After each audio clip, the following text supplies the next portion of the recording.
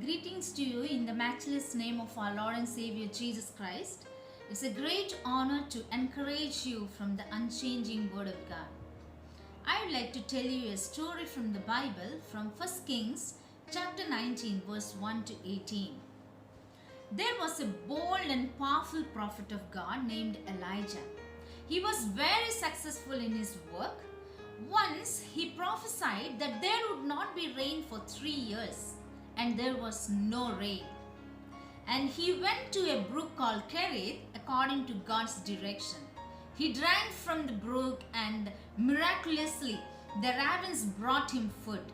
Later, when the brook dried, God sent him to Zarephath, where God commanded a widow to feed him. When the widow's son died, then Elijah prayed for widow's son, and he raised him to life. Once he challenged 450 prophets of Baal and proved that the God of Israel is a true and living God. After this dramatic event, Elijah killed 450 prophets of Baal. He had a great ambition that the king and the queen's lives would be changed through this dramatic event, and they would believe the Almighty God of Israel. But the situation was reversed. Queen Jezebel sent a threatening message to kill the prophet Elijah. In this situation, Elijah, a bold, courageous prophet, forgot everything what God had done for him, how God fed him, how he was faithful to him when he challenged 450 prophets of Baal. Fear crept in Elijah's life, and he fled to Beersheba to save his life without even inquiring God.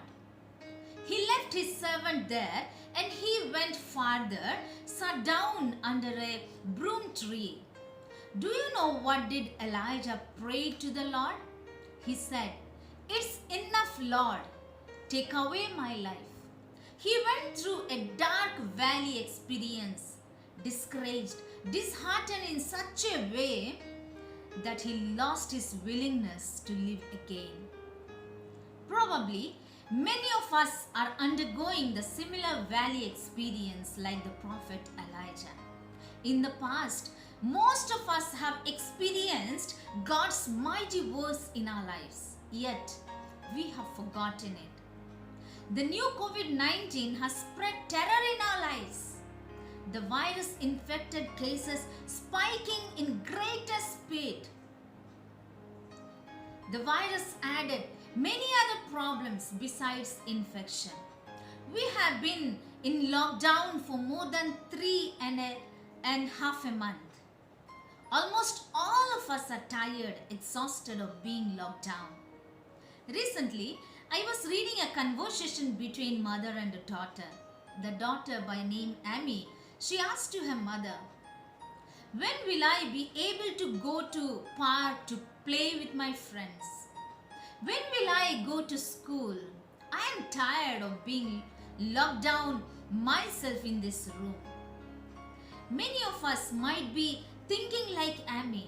Perhaps due to lockdown, some of our dreams are in hold or shattered. Maybe all our plans for future cancelled.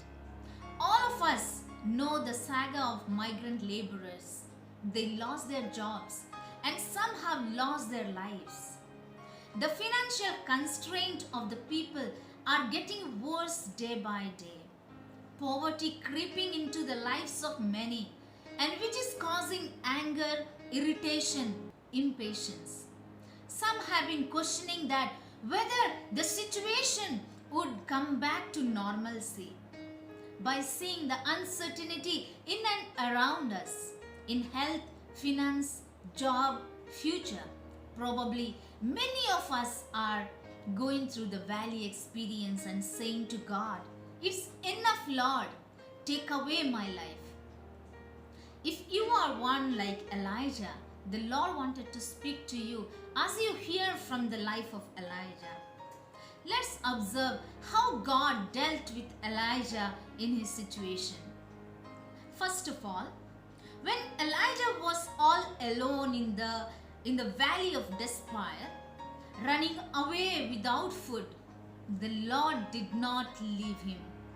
First, he sent an angel of the Lord. Second, he fed him with baked cake and water. The Lord provided the basic needs of food and water. The Lord, who was faithful to take care of Elijah during a famine, was faithful even when he was alone in the valley of despair. Psalm number 91 verse 11 says, He will command His angels concerning you to guard you in all your ways.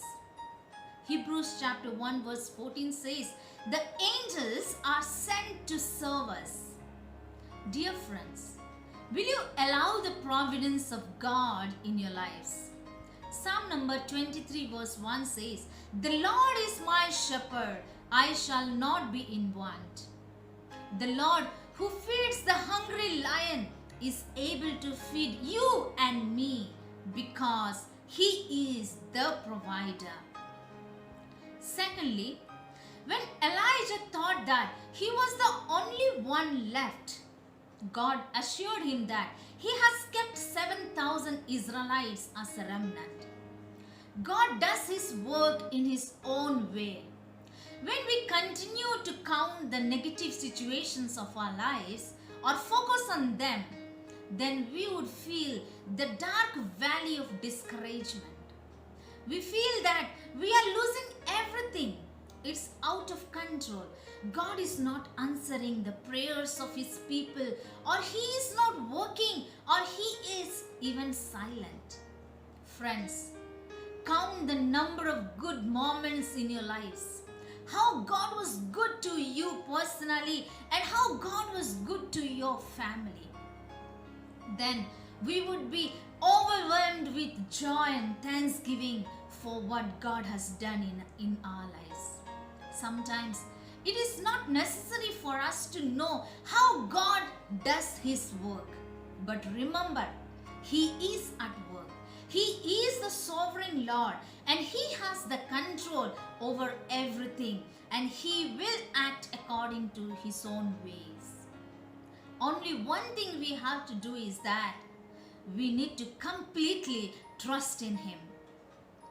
Third, Elijah says that they seek even my life to take it away.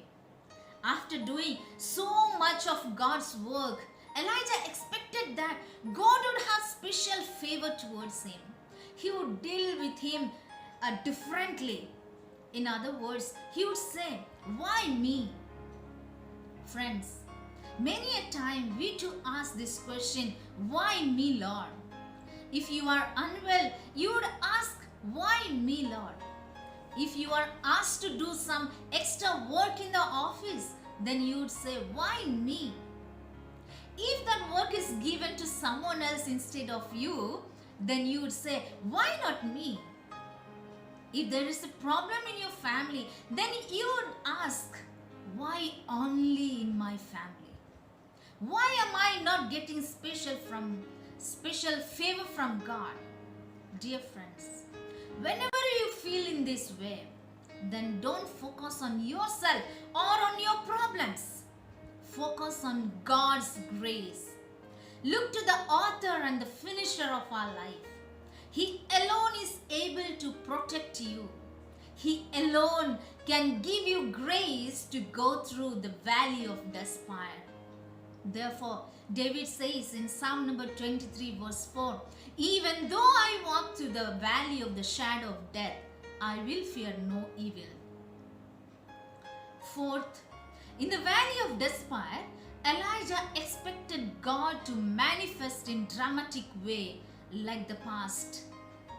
But God manifested Himself in a gentle whisper. Praise God, in the time of fear and discouragement, Elijah could hear the gentle whisper of God. Many a time, God would do His work differently, not according to our own expectations. He would speak with us in different ways. Question is that, are we able to hear him when he speaks? Are we able to recognize when he is doing something in our lives differently?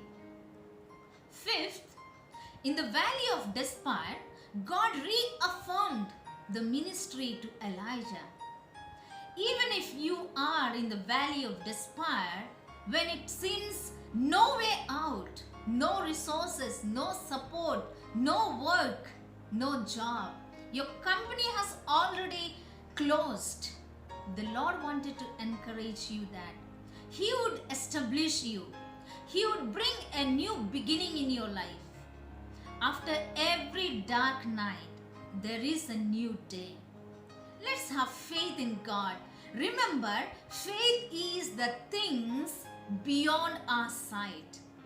Wait on God and in His timing, and definitely we would see a miraculous beginning in our lives.